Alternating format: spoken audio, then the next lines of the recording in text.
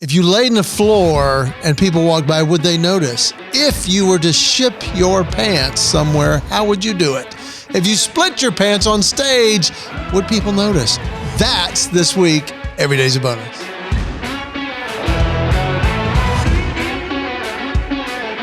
That's it. Well, hey, welcome in. You're in the middle of our conversation already. I'm Kenn. This is Brent, and this is Logan, and this is Every Day's a Bonus. And it is truly a bonus today on a number of levels. A bonus that Logan is no longer in a bed, coughing and wheezing and hacking and wondering if he's going to survive another day. Because now he's here, coughing and wheezing and hacking and wondering if he'll be here tomorrow. No, y'all can have it. Appreciate that. Yeah. I've already had it. Friends share everything. Yes, right? Yes, we do. Yes, thank you. We'll let you lick his face. And you've got your new On Clouds on from Christmas. Oh, Christmas gift. Are you wearing anything from Christmas? My sweatshirt. Your sweatshirt. Very good. And my hat. For those and your watching, hat. Revival. It was actually a hat for my wife, and I took it. Stealer of hats. Yes. Father of two. Yes. Your wife great. has the same size head you do. It's adjustable. Okay. That's great. That's good. How about you, Kenn? Do you have a This Christmas was a gift from a friend of mine. Yes. Okay. This sweatshirt as well. But it's Lance Okay. Oil. Good buddy of mine. After Christmas, you just get to wear all your new fresh stuff. Yes. And I'll be wearing some more of that. And you guys know this too, but I love football. We watch football, all the playoffs, and it's now every game means something. It's a great week of football. It was. And it is. Yeah. And it's, amazing. Yeah. But I'll never forget, and this is going to kind of lead in the topic. Bill Parcells, famous coach, he was with the Giants at the time, and they're in the Super Bowl, and somebody said, hey, coach, who's going to win the Super Bowl? Which they asked the coach of one of the teams. And his answer was unbelievable. It was, you know what? I can tell you exactly who's going to win. And everybody's thinking, he's going to say his team. And he goes, something is going to happen in this game that is unexpected. A fumble, a turnover, an injury, or something. And it's going to happen to both teams at some point. Whoever responds to that best is going to win the Super Bowl. And I was like, wow. Wisdom. Yeah, it's kind of a wisdom moment. Yeah. And then we were talking earlier, and you got to talk about on stage, something happened and it was unexpected. You got to share that because that just leads so perfectly into today. I was like 7 minutes in. Now you're a keynote speaker. Right. 600-700 people in Indianapolis. 6-7. I didn't even mean to. You did it. I was so sick of that thing. Yep, it's horrible and awesome all at the same time. It was 700 or 600 people. The dyslexic, 7-6. And I moved just right, and I heard my pants split right down the butt crack. Oh. And I was wearing bright red underwear. I knew it. No, what color were your pants? White? They were, it was a suit. They were navy. It was a navy suit.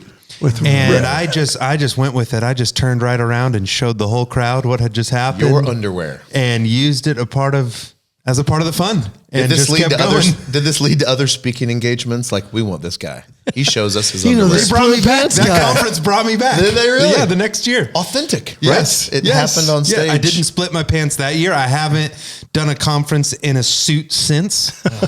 I wear stretchier pants. Do you guys remember the Kmart commercial that came out years ago? And it was about, they started to ship people's pants with a P, right? Yes. You could buy your pants, you could buy whatever, your shirt. But they were like, the whole phrase was like, did you ship your pants? Yeah, I ship my pants. Yeah. I ship my pants everywhere. And they were all about literally putting pants in a box and shipping them via FedEx or UPS. Yes. But they just went off the little, that is what you're hearing. Awesome. I ship my pants. And the little old ladies there like, I shipped my pants just yesterday. Oh my God. I just remember that. Enunciate the P, but enunciate the P. That a similar thing, item, a story, experience happened to me as well. Shipping years ago. I just shipped something the other day, just yesterday. But we were early years of ministry. I've been in ministry, I guess, little over 25 years. Wow. And in early years of ministry, I was up on stage speaking in front of a large group of kids. And I had a new pair of jeans on. And my visual for that was talking about flexibility, being flexible. And I was a little younger than I am now. So that means one of the things I was going to do was a toe touch, which is just like when you jump up in the air and both legs, like cheerleaders would do, legs out, right? You touch your toes with each hand, right? Could you actually do it? So I could not like some straight leg thing, but I could jump up in the air and I could make each toe touch each finger of my hand as they're spaced out. So I did it. And when I came down, the ripping of pants happened. And it wasn't even nicely on a seam. It was like it was like an X through the whole back of my jeans. And I'm like, what on earth just happened? It wasn't even like, I'll go help with the seam or something, like maybe somebody can safety. But it was like a slash, like some samurai sword slash through the back of my pants. And so I don't turn around because I'm like, all I need is a bunch of kids going up to their parents and being like, Pastor Brent showed us his underwear. Yeah. And you don't want that following you around Pastor for years Brent to come. Smiley face underwear, Mom. So after I was done, I did not do any more toe touches nor turn away from the audience, as you're supposed to not do. Right. Maybe that's why speakers are only supposed to face the audience. You never know when they have split their pants, let alone shipped their pants. But anyway, I went back into the green room and my wife was there. She came back and went into the resource room, brought a bunch of safety pins, and she literally just safety pinned like 30 of them across this weird slant. I'm sure I have the picture somewhere I need to show you guys. I'm not showing you guys, but I've literally safety pins all the way down, about 30 of them, and I had 2 more services to do that day. And so I finished out with that, but note to self, keep a spare pair of pants with you, if that's for real. Because things don't always go the way you expect. And I think you're right. The reaction to how that goes really sets that apart. You could go in a wrong direction and say, look what I've done. I'm embarrassed. You turned around and showed it. Let's roll with it. I safety pinned it back, and we just moved on throughout the rest of the day. And things were a little bit chilly back there as it touched my leg, but I felt freer. It was there. You go. Yeah, more free. So, how about you? Anybody else? Anything ever unexpected happen to you? Not really. I mean, I'm sure it has, but nothing's coming to my mind. I love that, but the unexpected, I really feel like. Well, you said the resource room, which made me think when I don't know why I did this, but when I'm on the road and if I'm performing at a church, I always stay in an odd place, usually a closet or a spare room as a green room. Okay. But one time I'm there and I was right across from the Lost and Found. Okay. And I'm just sitting there and I'm like, what's in the Lost and Found at a church? And what could I go home with? Exactly. And I started doing that over and over, and I started bringing it up on stage with me. And I'll never forget this one time in Iowa. And this just caught me funny. There's a pair of men's khakis. Now, that's not funny in and of itself until you realize, why are these in the Lost and Found? Yeah. Someone doesn't have their pants on right now. I'm just expecting this old couple getting in the car. Harold, where are your pants? Did you take your pants off again? I shipped them. I was going to ship them. FedEx in here. And the other one, I had not seen one of these in person, but there's a arm-length glove that veterinarians use to check cows and horses for pregnancy. City Slickers. And there was one of those at the church's Lost and Found. That is weird. And I'm like, hey, Doc, I think Bessie may be with calf. Can I just bring her to church and you check her out for me? And then when I'm done with my glove, just leave it in the Lost and Found. Somebody else might need this. What if they have their cow at church? They might need this. I don't know. So I don't think I have a point to that other than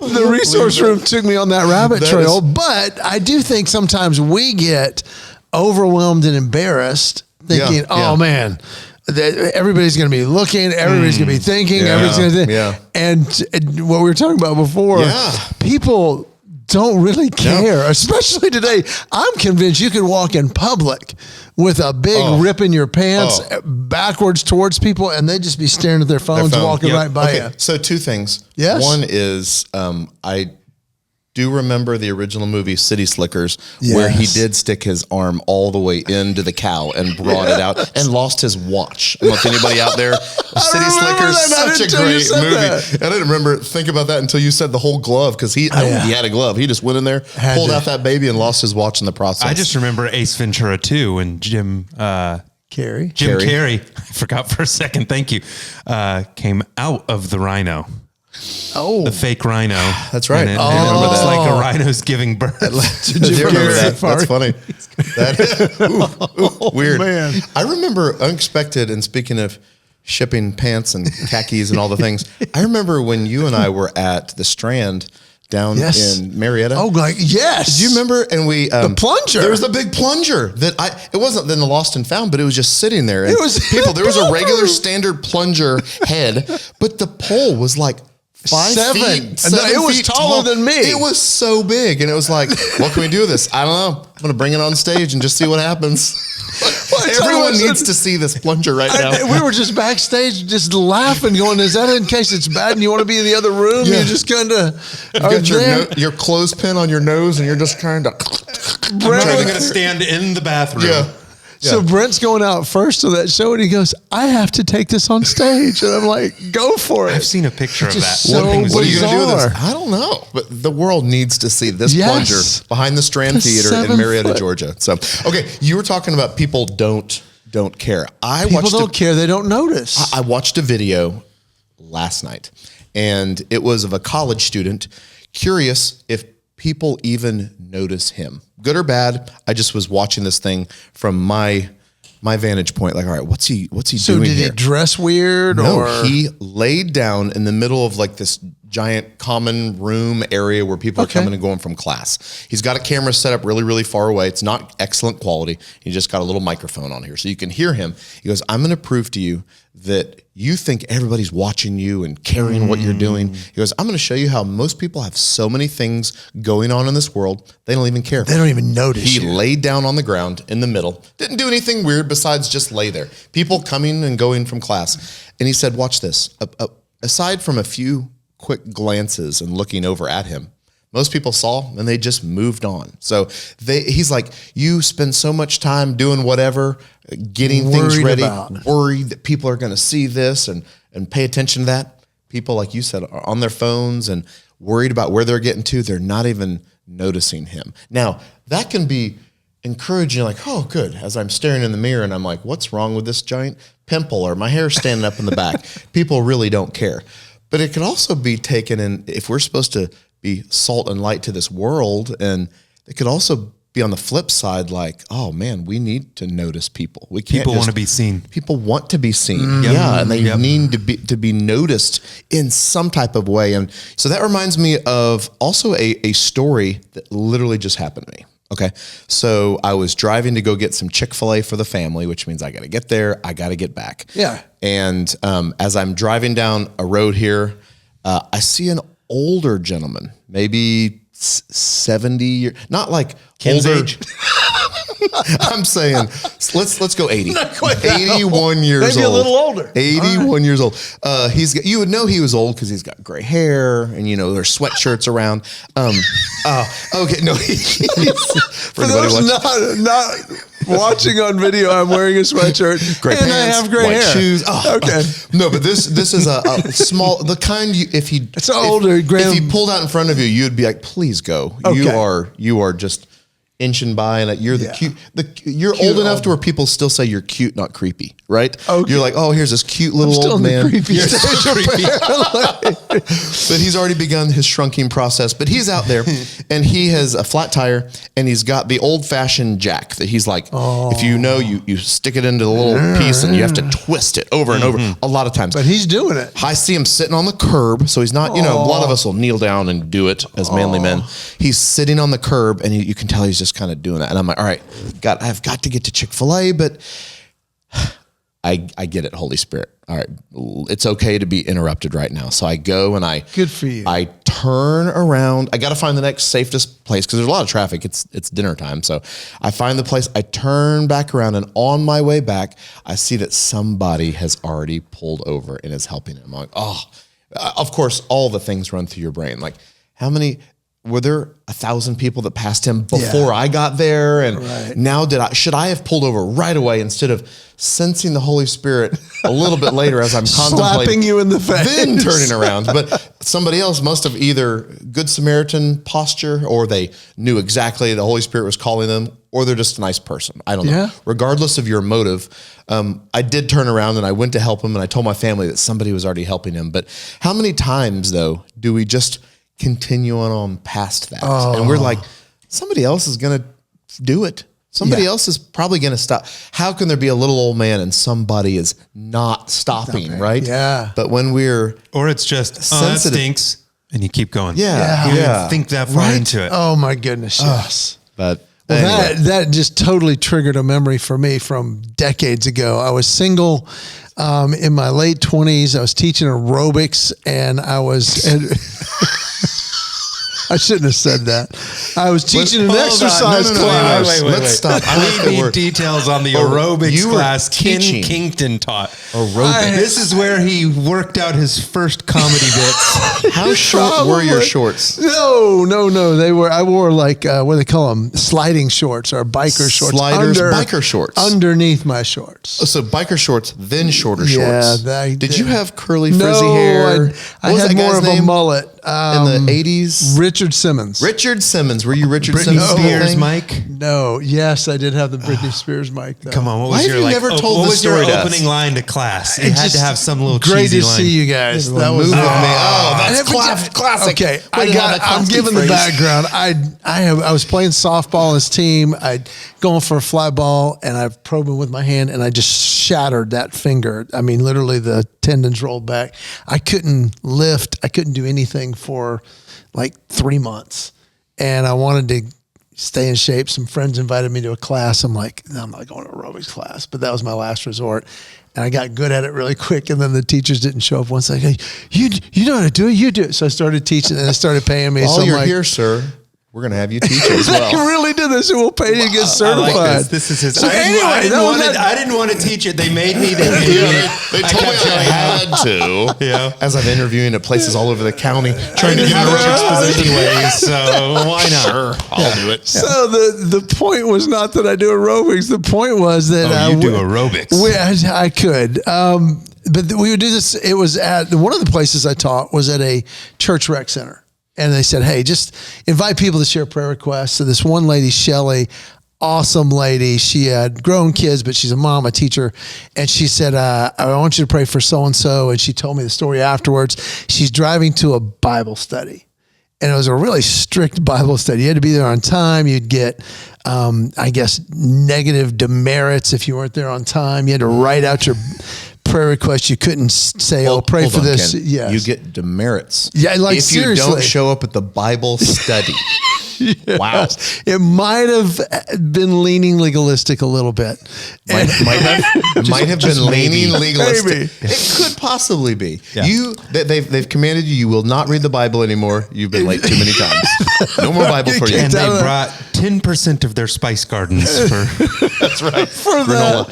So she's headed to this study, and she says, I'm driving to the study and I'm running late. Yeah.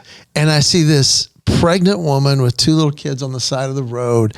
Car broke down, flat tire, something. And she says, Lord, please help her because I can't be late. I can't get another tardy. And she said she got to the next red light and God just was grabbing her heart like, really?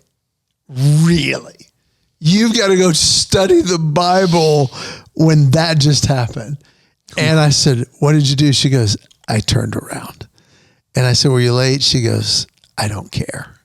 She said, while I'm standing there, I remember being a mom. I remember being pregnant. I remember having little kids. And she's like, I need to be here. Lord, forgive me for even thinking anything else. And I just thought, man, that is such a great challenge, encouragement to us that, I mean, people do. They just want to be seen normally, but especially in times of need, are we willing to just notice? So true. Jagger has a t-shirt company that I talked about a few weeks ago called 633. And he just loves Matthew 633, right? And he's thinking of phrases to put on these shirts bring conversations. trigger conversations. Right, exactly. So my brain kind of thinks in that. And as your story is going on and you're talking about she was willing to be interrupted on her way so she doesn't get her demerit, but she was willing to hear from the Holy Spirit and say, I'm going to stop. I'm going to be the person. Don't wait for the person. I'm going to be the person. And I thought of like a phrase. It was like, what if it was on a shirt and it was like, live a life interrupted? You know, like so many of us don't want to be interrupted because we've got things we got to do. Right. But what if we lived our life willing and ready to be interrupted at any given time? We give ourselves enough margin to where we're willing to be interrupted at any given time to allow the Holy Spirit to move. I mean, that's just a great I love that phrase. I that. want to shorten it even more. Like live life interrupted or just live interrupted. Live interrupted. Ooh, that's good too. You can be part of the shirt company as Okay, well. good. Shorter. We'll have a different variety of them. Some will have a lot of words of like, live a life interrupted so you can see Jesus move in a mighty way as you're going from place to place. Explanation on the back. Words are everywhere going into the armpit, flipping on the tag on the back. It's like, I got to read this whole novel before I'm checking out at Publix. So yeah, put the explanation on the back. So if you're at the DMV, then somebody can someone can sit there and read the whole thing and say, then they'll know. Turn your shirt inside out. I want to read the rest. But if they feel interrupted in a hurry, they can do the short version. Live interrupted, right? There it is. Then they have to ask you, excuse me, what does your shirt mean? Exactly. And you can say, do you have a flat tire? I'm ready to change it. I saw a great one online that they're selling, and it just says, need prayer, ? Tap my shoulder. Yes. I like that. I saw a video of a guy. Talk about living interruptible. I saw a guy that did that. He walked up to the guy. He was videoing and he goes, well, let's see if it works. Yeah, and he let's see if literally this is walked up to the legit. guy and he goes, hey, I wouldn't mind if you'd pray for me. The guy didn't need any type of prayer request. He was just like, would you mind praying for me? They were at the gym. So he stopped and he literally was like, can I record this? I said, sure. So he prayed for him. And I thought, love that. Gosh, wouldn't it be cool if we just lived a life like there's a stranger. Yeah. I'm going to pray for you right now. I don't know. Did you guys remember the you're doing in your T-shirts? Maybe this is too old. Just free hugs. Mm-hmm. They had T-shirts that just said free hugs. Yeah, I think I've seen that before. And it was, I thought, what a great idea for that. So I just love that idea. So the one side, and then I want to just hit real quick on the other, is really need to stop worrying about what other people think. And that, are they thinking this about me? And the answer is no. No, they're not. People are not thinking about you. They're not. They got busy At lives. all. They're doing their own thing. They're not paying attention to all the things They may that have are a going fleeting on in this world. thought, but it doesn't affect People think at all. about themselves 95+% of the time. I'm sorry, what'd you say? Exactly. Exactly. They think about themselves 95, and so that means other people think about them a very, very, very small little fraction. Yep. So it can be convicting on both sides. It can be encouraging because, all right, people don't care as much about what I'm wearing. You're never going to remember that I have on a New York T-shirt and a brown jacket tomorrow. You might, but most people are not going to know what we're wearing, if our hair sticking up in the back or whatever it is. But it also could be convicting on the other side of like, let's make sure we do notice people. Yeah.